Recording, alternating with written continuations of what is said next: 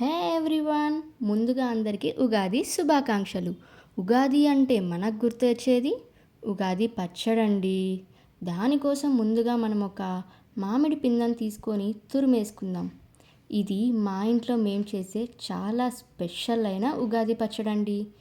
దీనికోసం మనము ముందుగా ఒక బౌల్లోకి మామిడి తురుము వేసుకొని కాస్తంత బెల్లాన్ని వేసి అందులోకి కొంచెం వేపపూతని చేతిలో నలిపి మరీ వేసుకోండి. అప్పుడే దాని రుచి మంచిగా తెలుస్తుంది.